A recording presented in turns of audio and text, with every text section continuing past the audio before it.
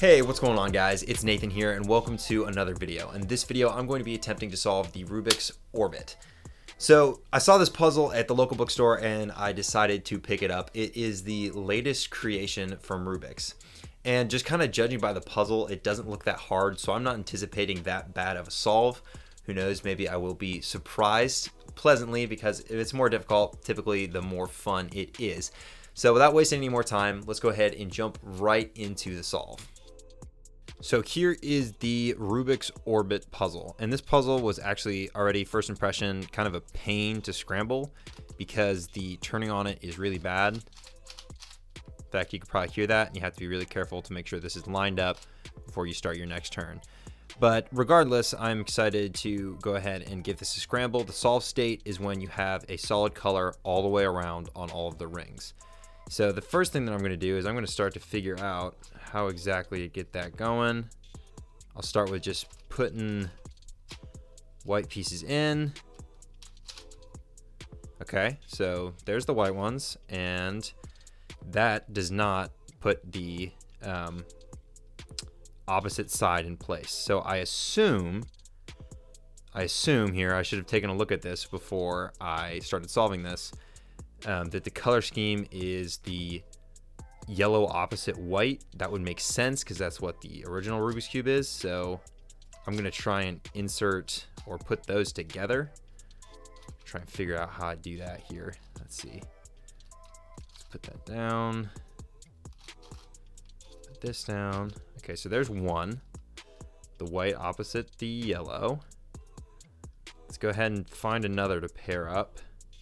So a new strategy that I'm going for here, because every time I try and like move the top layer to put in a new piece or insert a piece, I'm unable to do that due to when I turn this, it rotates the top layer as well, breaking these, is I'm going to try a new strategy here and just pair together the colors that I want together while trying to like maintain what I have, and hope that after I do that, I'll be able to like rebuild it.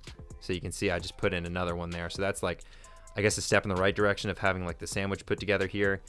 Let's find another blue piece. We'll have to do this, 2, down. Okay. There's 2, there's 3. Just have to redo that. Okay, so there's 3 in place with them put together here. Where is the 4th green piece? The 4th green piece is here. The 4th blue piece is here. So we'll do that. We're gonna try and put these in place here.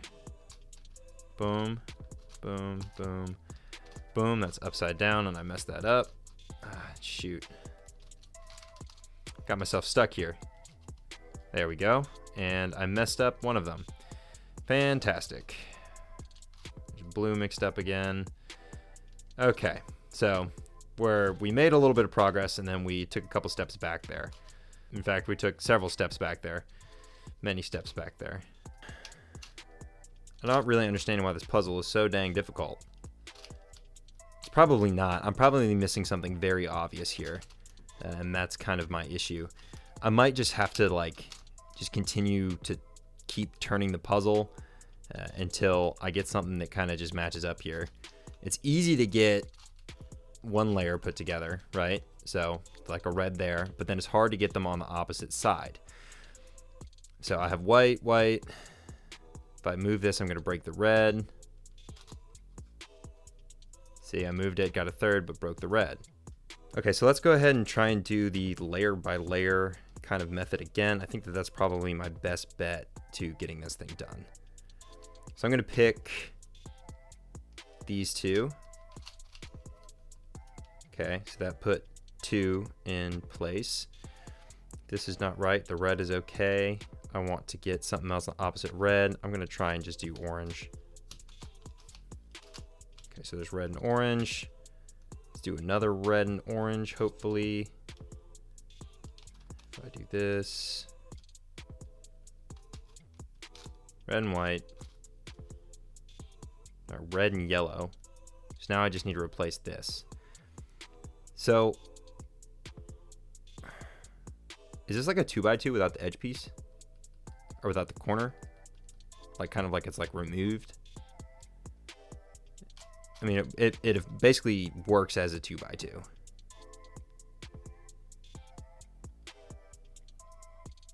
I'm going to actually take this so I'm not in the recording position, and I'm going to try and just figure out a strategy here, and then I'll be right back. Okay guys, so I'm back at it, and I've decided that I'm going to develop a different strategy, kind of like the strategy that I was thinking over. This is basically a 2x2 mod, right? It turns like a 2x2 in every way. So maybe what I need to do is just try and do layer by layer, imagining that this is a 2x2. So I actually did Google this, and there was a comment that said that you want to build it like a 2x2 and then just try and like build cubies on the bottom. I want to be upfront with you guys and say that that's what I did. I've not solved this puzzle. I've not gone past that step, but I wanted to let you know. So let's go ahead and try and build some cubies. So I know that, okay, so we have a green, a blue, and a red.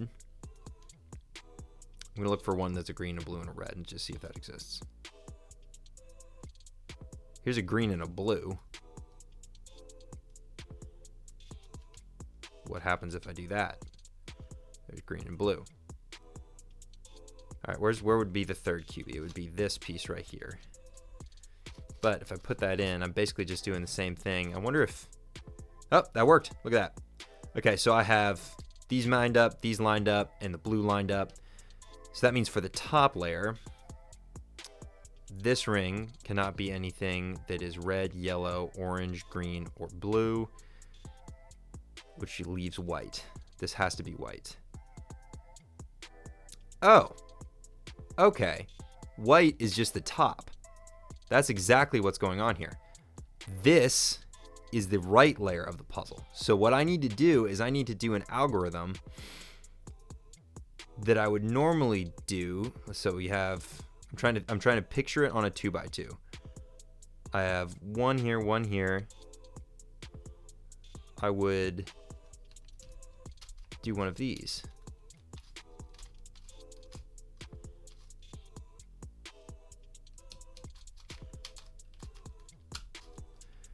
Probably just messed up everything. Oh, it didn't. Oh my goodness, and I removed one. Okay, this is a soon algorithm. That's exactly what's going on here. This is anti-soon. Or soon, however you say it. You can roast me in the comments if you want. All right, I got to figure out how to execute this though. Yep, I just screwed it up. Yep, there it is. That's great. Fantastic. Okay, well, I have a strategy that's working for me though. So I'm going to go ahead and just try and build back those cubies back to the position that I was in. This puzzle gets a lot easier when you start to think about it as a 2x2. Third one is going to get inserted here. And somehow magically does not do what I thought it was going to do. There we go. We're back in position and we're back to where we were. Let's try to do it 2 from here.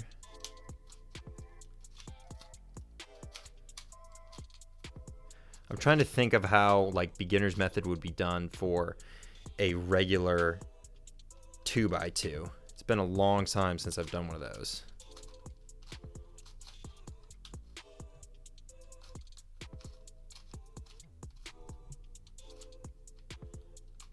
That was it. Look at that. Okay, so I have the middle one done. Now just these. Normally I just do a T-perm, so I'm going to do a T-perm and see what happens. Okay, that's a step that happened. That's a step that we did that's not quite there. I'm trying to think through the right way to do this. So that is now lined up. We have only one in the right place. I don't want to do it from the same position because then that's not going to work. Let me grab a 2x2. So now the only thing I would normally do in this situation is just a regular T-perm, and that would put it in the right position. I guess there could be a Y-perm, but if I continue to do T-perm, I should get into the right position. So I have white on top. Here we go. I'm trying to figure out where the headlights would be. That's where they would be. They would be the orange. Good stuff. Reversing. Got to remember the T-perm.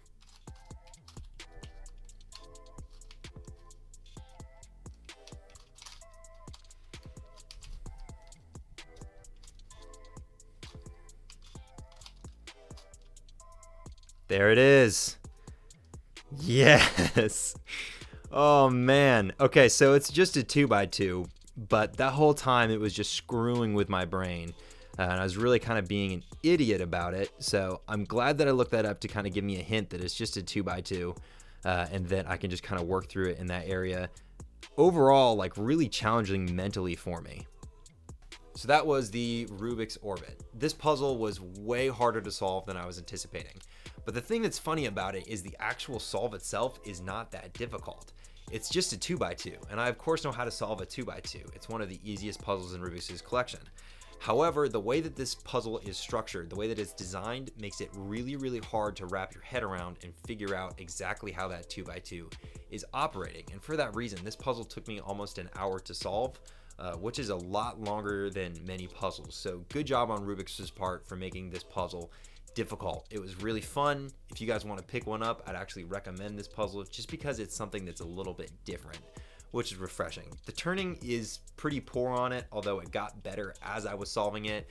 And then really just past that, it was fine for a good casual solve. Sadly, we have just reached the end of this video. I hope that you guys did enjoy. If you did enjoy, be sure to leave a like on this video and don't forget to subscribe as well for more content like this in the future. I'm Nathan, and you guys have an awesome day. Bye.